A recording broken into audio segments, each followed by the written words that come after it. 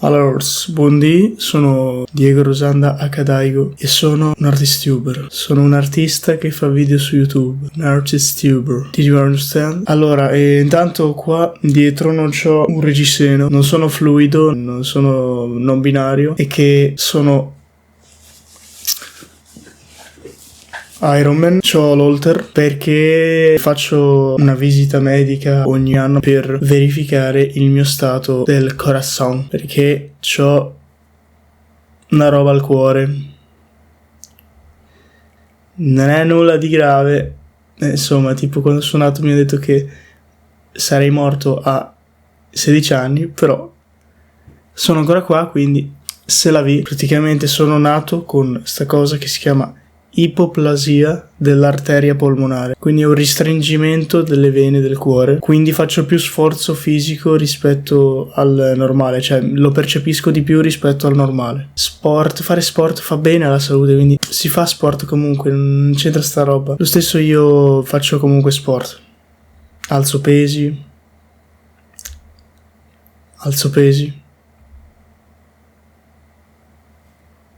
e praticamente tipo non... Daigo non è uno pseudonimo di Diego. Daigo non è un nome d'arte di Diego. Daigo è Diego. Diego e Daigo sono la stessa persona, non sono uno alter ego dell'altro. Partiamo da questo fondamento. In questo video voglio entrare nel paradosso del esplicare chi sono io attraverso esperienze che mi tornano alla mente. Intanto partiamo dal presupposto che io non so descrivermi. Comunque ho i capelli tagliati perché ho iniziato da poco a lavorare e quindi mi sono dovuto tagliare i miei noodles, però tanto ricrescono, quindi un noodles in più, un noodles in meno, tanto vale. Allora, non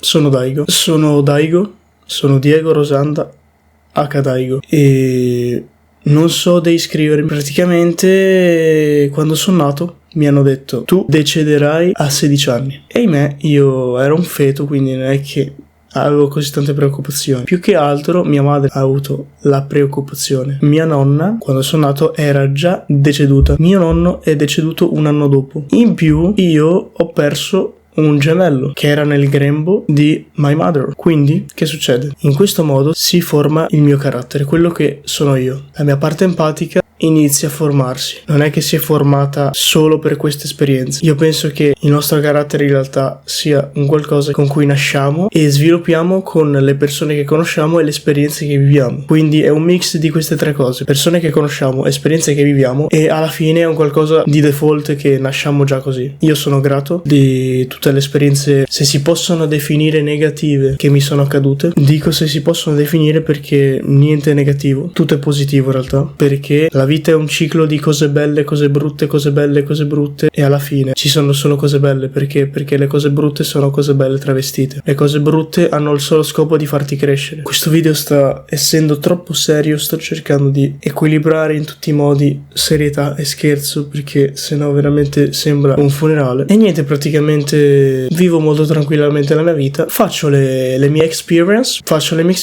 apro le mie porte con questa chiave, quella che uso per chiavarti, e al giorno d'oggi posso definire chi sono io. Minchia, che cazzo ne vuoi sapere te? Sei un boccia, c'hai 18 anni. Capito? Ho capito che pensate così, ma il fatto è che io so chi sono io allo stesso modo in cui non so chi sono io. Io riesco a definire chi sono e contemporaneamente sono consapevole di essere sempre alla ricerca e sono sempre aperto ad aprire, mi apro le... Quindi ho appena stoppato la registrazione e l'ho rivista perché mi ero dimenticato cosa avevo detto, ma perché io sono una persona che pensa tanto e in questo periodo della mia vita in realtà penso solo a cose positive e in realtà penso che sarà così per tutta la vita perché sono riuscito a trovare la mia centratura. Cioè sono riuscito sì a trovare un equilibrio.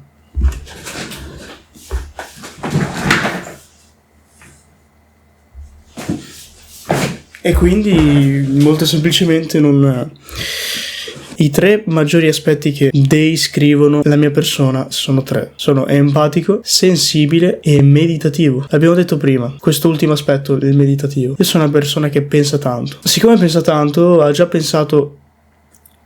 pensato sul fatto che pensa tanto, e sul fatto che pensa tanto ha pensato che dovrebbe fare qualcosa per evitare questa cosa, perché pensare va bene, ma sovrappensare, non so neanche se si dice, e se non si dice sto gran cazzo. Per appunto evitare questa cosa io faccio journaling, che è scrivere i propri pensieri su foglio e penna, e lo faccio da 2 annetti, e sì, ti aiuta molto a liberarti da tutto quello che è per la testa. Infatti io ad oggi posso dire che non penso a niente. Non pensare a niente è impossibile. Non penso a niente vuol dire che penso solo a cose positive, e le cose positive che penso sono poche. Non solo penso, ma sono molto riflessivo, ecco.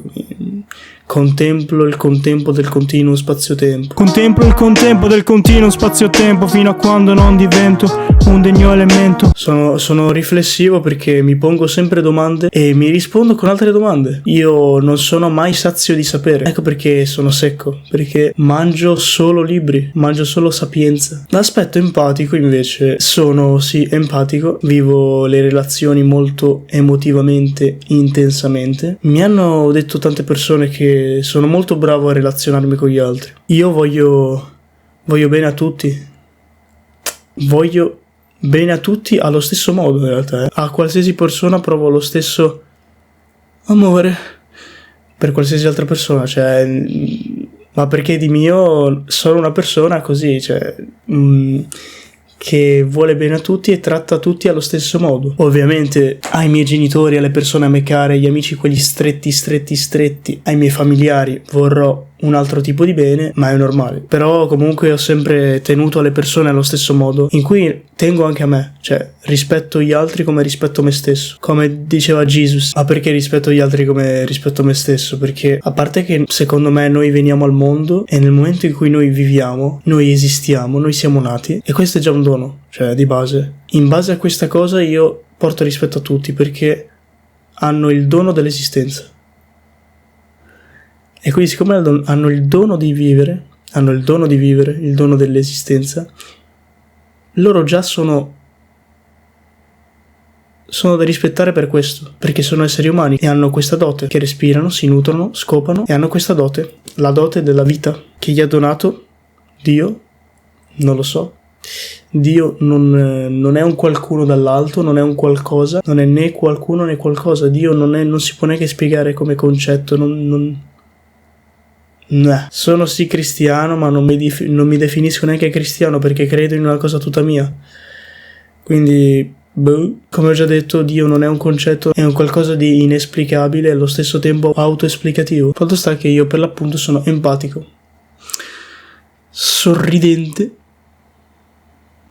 nel senso che prendo la vita col sorriso, la acchiappo con questo. Chiaro? Ma perché la domanda dovrebbe essere l'opposto: perché non posso prendere la vita col sorriso? Perché non posso essere felice di quello che ho al posto di deprimermi per ciò che non ho? Cioè, per essere felici bisogna essere grati per ciò che si ha. Niente è un caso, cioè, se uno è nato c'è un motivo. Ma perché? Perché io ho vissuto anche cose che mi hanno fatto pensare. Le cose non accadono per caso. È accaduto per caso il fatto che io ho perso l'autobus per andare dal mio vecchio migliore amico. Ho perso sto autobus, mi siedo e arriva sto vecchio, mi vuole aiutare a prendere un altro bus. Fatto sta che parliamo un'oretta fino a che non arriva alla fine il mio bus. Comunque parliamo di un sacco di cose e sembrava tipo una scena di Forrest Gump. Mi dà anche delle lezioni molto poderose, e alla fine del discorso io gli chiedo: come ti chiami? E lui cosa mi dice?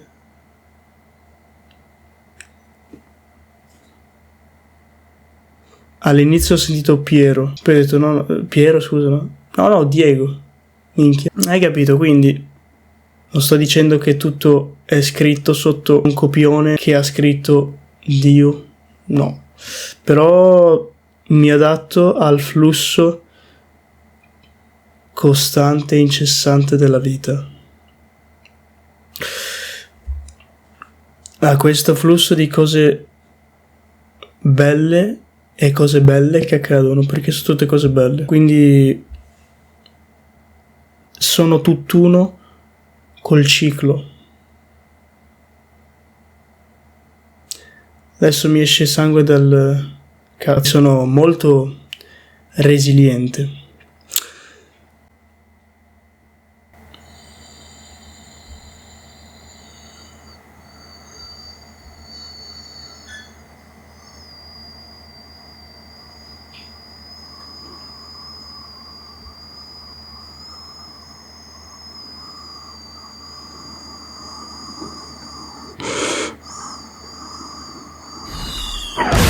E voi sapete fischiare dal naso. Un altro aspetto che descrive Daigo, è la sua sensibilità. Come detto prima, io sono molto emotivo, ma non è che sono emotivo. Vivo le emozioni in modo molto forte, però comunque so controllarmi, perché sono una persona molto calma e pacata.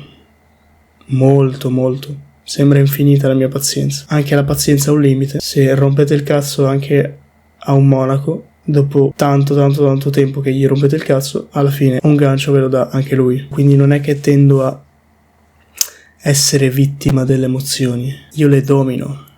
Però comunque sono molto emotivo, questo sì. Sono molto sensibile, questo sì. Perché appunto percepisco tangibilmente, concretamente le emozioni sulla mia pelle, sulle mie palle, riavvolgendo il nastro.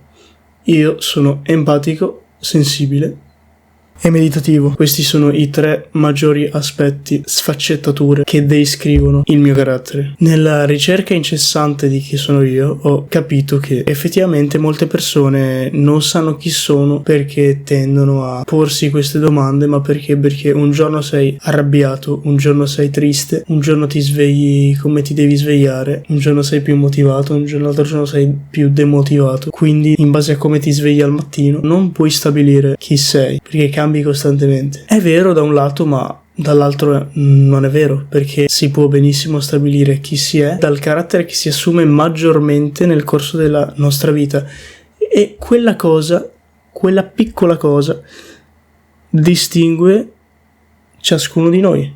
Tutti siamo uguali nella nostra diversità e tutti siamo diversi nella nostra uguaglianza, perché tutti noi siamo unici e abbiamo il nostro carattere che ci distingue, e tutti noi siamo uguali perché ciò che ci accomuna l'un l'altro è che inconsciamente o consciamente ricerchiamo incessantemente chi siamo.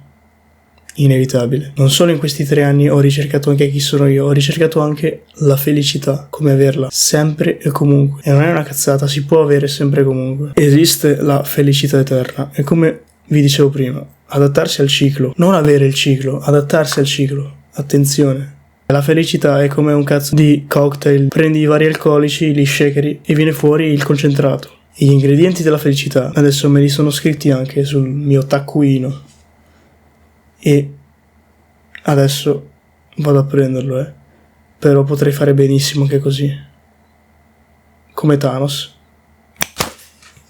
Eccolo qua, my broski. Allora, tanto al contrario, ma vabbè, fatto sta che eccolo qua. Allora, qua ci sono tutti i miei pensieri, tutte le cose che mi scrivo ogni giorno, per cui sono grato.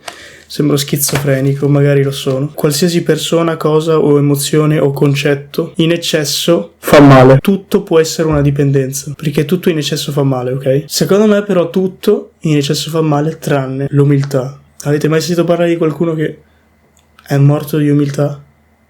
No, perché tutto in eccesso fa male tranne l'essere umili. E infatti l'umiltà è uno degli ingredienti di questo cocktail della felicità. Perché come si trova la felicità? Attraverso questi 4 ingredienti: gratitudine, resilienza, umiltà e libertà. Io adesso lo riassumo sommariamente perché questo intanto è il mio personale percorso, che secondo me può funzionare anche sulle vite di tutti.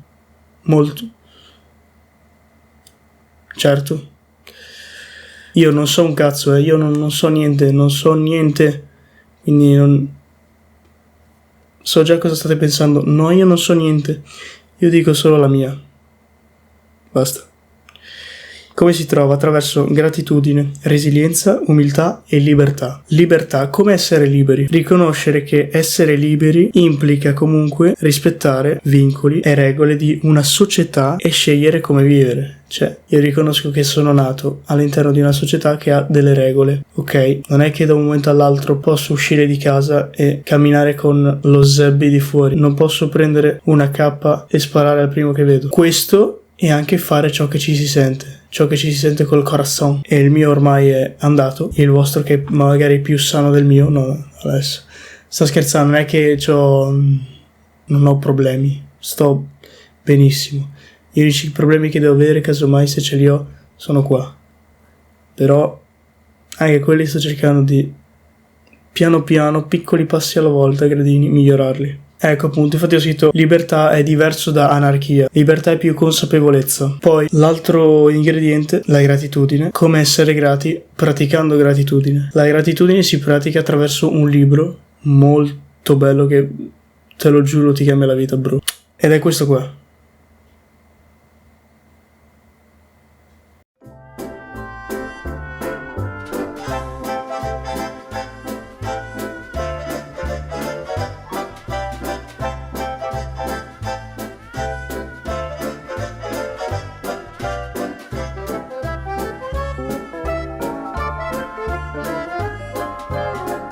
Attraverso la resilienza e come si fa a essere resilienti, come si vive nel presente. Tecniche di mindfulness che potete trovare benissimo anche online, respirazioni profonde, meditazione, la crescita personale che è un ambito che puoi trovare online. Ci sono un sacco di youtuber che parlano di questo. In Italia c'è tipo Marco Tomasin e all'estero c'è Hamza, e questo arabo che lo so che siete dei bastardi perché sicuramente adesso avrete dei pregiudizi su questa persona solo perché no, fidatevi che è un boss. Come vivere il presente anche attraverso il journaling, quindi scrivere i propri pensieri, quello che dicevo a inizio video. L'ultimo aspetto è l'umiltà, quindi come essere umili, essere consapevoli di non sapere niente, essere aperti a nuove esperienze ed imparare cose nuove. Come detto prima, sono una persona molto pacata e calma e non mi incazzo mai. Le uniche robe che mi fanno incazzare sono le ingiustizie che o subisco io o subisce una persona a me cara. Poi l'essere umano agisce per valori. Ognuno di noi ha passioni, ognuno di noi vive per obiettivi. Se non sai qual è il tuo obiettivo, devi trovarlo, cioè chi cerca trova e quindi comincia a cercarlo. Devi avere un obiettivo in testa, perché si vive per obiettivi, cioè in natura siamo così. Cioè secondo me la verità, quella vera, pura, si può trovare in natura. In natura anche gli animali agiscono per obiettivi. Anche il mio gatto, se deve mangiare, il suo obiettivo è avere cibo. Perché? Perché deve sopravvivere. E allora cos'è che fa? Mi spacca i maroni, mi rompe i coglioni, magari continua a miagolare qua fuori la porta per chiedermi cibo mentre sto registrando. Esempio. Quindi fa un'azione per un obiettivo. Fatti per un qualcosa. Credici e fallo. Non devi solo crederci. Io posso credere di buttarmi dalla finestra e volare, ma se mi butto dalla finestra, se cado di testa, forse vado in paradiso e dico a Gesù ciao bro. Però se invece cado non di testa ma magari così, magari mi spacco la schiena, capite che comunque non si può volare, non siamo uccelli. Però anche volendo, se tu ci credi e però lo fai delle cose che ti permettono di poter volare, tipo spararti 4 cannoni al giorno. Cos'è che faccio? Non lo so. Studio anni su come può evolversi l'umano nel corso del tempo, in modo tale che magari so se l'essere umano nel corso del tempo può acquisire nuove doti in relazione al mondo che lo circonda, oppure non lo so, mi inietto un siero che mi fa avere ali. Sto dicendo una cosa molto fantascientifica e utopica, avete capito il concetto? Credici e fallo. Quindi il mio obiettivo è fare della mia passione il mio lavoro, ciò di cui posso campare. Io voglio diventare un artista. Io sono un artistuber, un artista che fa video su YouTube. Sono un artista che pratica contenuti multimediali su una piattaforma rossa e bianca, e tra poco lo praticherò anche su una piattaforma bianca e blu. Per me i soldi non fanno la felicità, perché la felicità è un qualcosa di soggettivo. Ci sono anche tribù, popolazioni indigene che non hanno apparentemente un cazzo, per loro è avere tutto quello che hanno tutto e sono grati di quello che hanno e vivono di ciò che hanno, perché vivono in natura. Come vi ho detto prima, in natura si trova la verità pura, Come sono adesso? Adesso sono la persona più felice sulla faccia della terra. E non lo dico tanto per dire, te lo giuro, è vero così. E sono ogni giorno più felice. Mi sono posto domande e sono riuscito a rispondere a queste domande. La mia più grande passione è l'arte. Mi piace l'arte in tutte le sue forme, ecco perché voglio diventare un artista. Qualsiasi forma dell'arte a me piace. Qualsiasi. Quindi voglio diventare mago, cantante, polistrumentista, sceneggiatore, attore, qualsiasi forma dell'arte. Ovviamente prima si incentrano le proprie forze su fare una cosa alla volta, non tutte insieme, se no le forze vanno a disperdersi. Io per tutta la vita sono stato aperto a nuove esperienze, qualsiasi nuova esperienza ci sono voluto buttare di testa, ma perché? Perché mi piaceva a me. E tuttora mi piace un sacco fare nuove esperienze, perché la vita sono esperienze e non ci sono persone che non ce la possono fare rispetto ad altre. Questa è una cazzata, perché niente è inferiore, niente è superiore, tutto è uguale, tutto è diverso. Il film Forrest Gump spiega molto bene sta cosa qua. Chiunque ce la può fare, a meno che non sei down, però anche in quel caso comunque ce la puoi fare, perché Forrest Gump comunque aveva un leggero ritardo e ha fatto tutto, cioè ha preso medaglia al valore perché ha salvato il comandante durante la guerra in Vietnam, si è fatto la donna della sua vita, e poi anche nella real life esiste una persona che è nata senza braccia e senza gambe e ha fatto tutto, fa tipo un botto di conferenze in giro per tutto il mondo, sa nuotare, sa andare in bici, sa fare un sacco di cose senza braccia e senza gambe, ha sposato anch'egli la donna della sua life e ha tipo 4 figli, quindi come detto chiunque può farcela, nessuno è superiore e nessuno è inferiore a nessuno, tutti siamo diversi e tutti siamo uguali perché viviamo tutti esperienze diverse e allo stesso tempo esperienze uguali che ci accomunano e che ci distinguono. Nessuno ha vissuto la merda peggiore che ha vissuto un altro, nessuno. Per te cos'è merda? Per lui cos'è merda? Per me cos'è merda?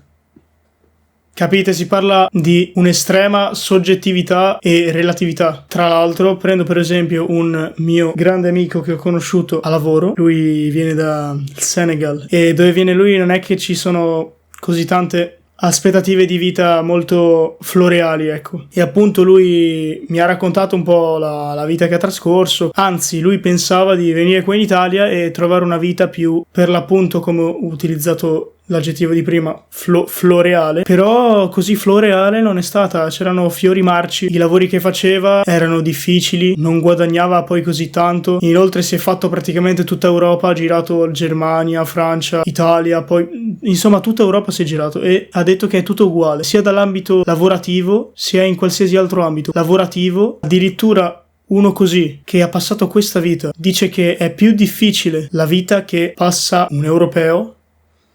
Cioè, ora, per quanto lui possa dire questo, io penso assolutamente che ovviamente sia molto peggio vivere in quelle condizioni lì, parlando delle condizioni in Africa, che poi l'Africa è gigante e prendiamo per esempio i paesi più poveri, ma allo stesso tempo appunto cito questa frase: niente è inferiore, niente è superiore, tutto è uguale, tutto è diverso. Adesso facciamo per esempio, c'è un bodybuilder che alza 500 kg con le gambe, che ha un quadricipite tanto, ma c'è un ciclista che si fa ogni giorno 37 volte da casa sua fino in alto alle alture di una vetta e poi ritorna a casa sua. E ora che dite, chi è più forte tra i due? Metti caso hanno il quadricipite che è grosso uguale. Tu come minchia fai a stabilire chi è più forte tra i due? Non puoi. Sono forze diverse. Non è che uno è più forte dell'altro. Uno ha una forza legata al bodybuilding, uno ha una forza legata al ciclismo. Sono uguali perché comunque la forza è la stessa, ma sono diverse perché si tratta di sport diversi.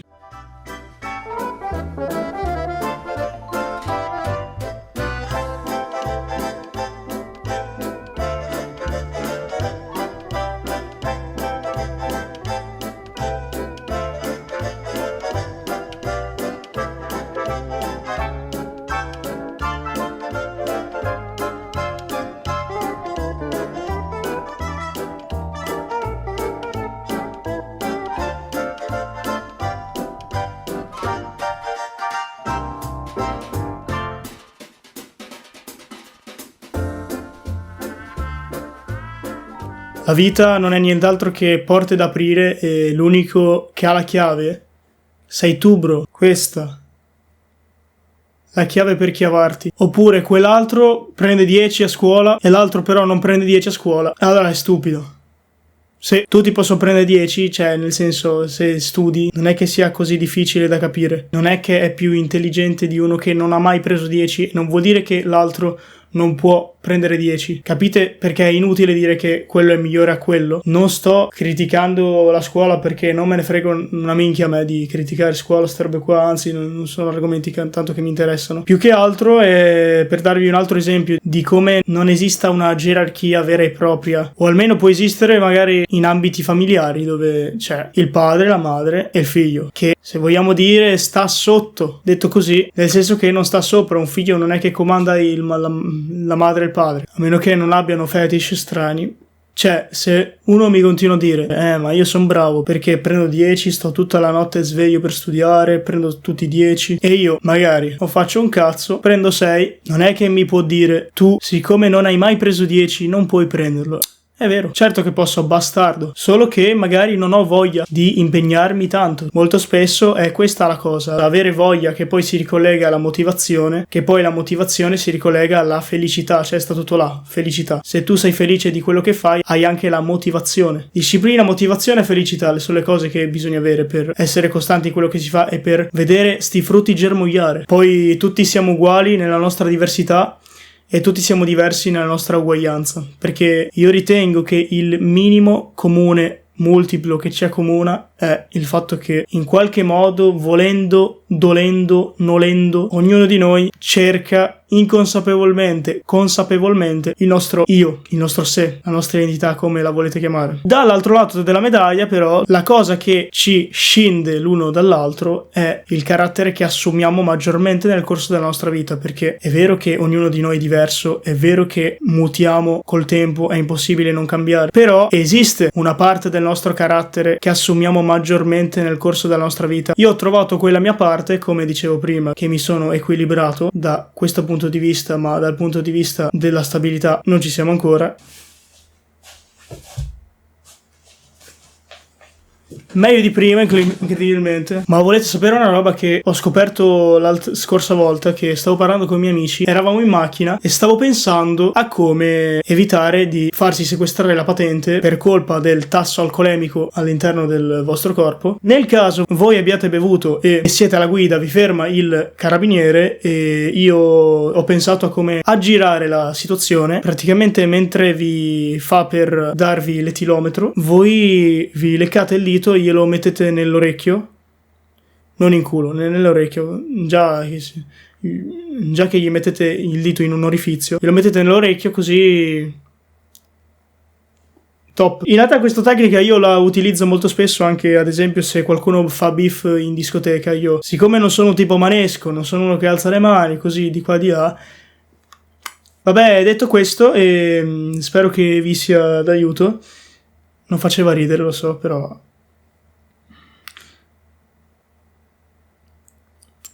grazie di avermi ascoltato fino a qua.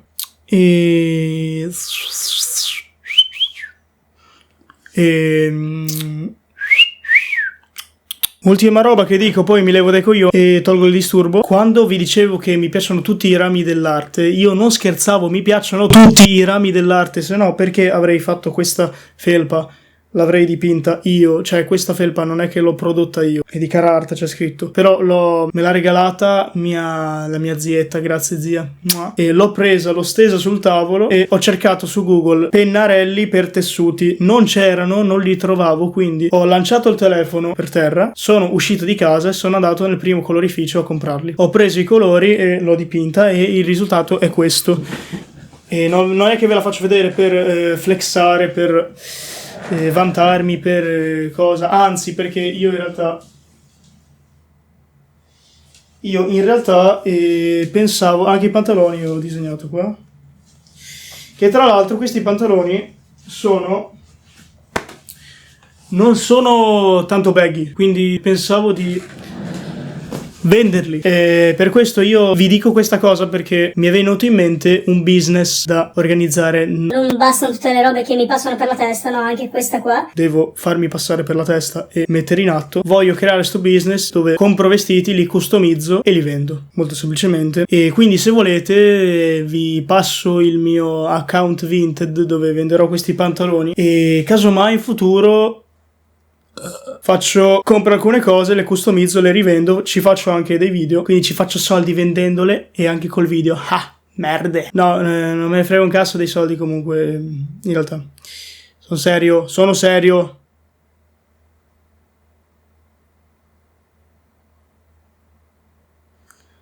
Sul serio. Quindi il mio account Vinted è questo. Casomai ve lo metto anche nel link qua sotto in descrizione, in descrizione, perché sono Daigo.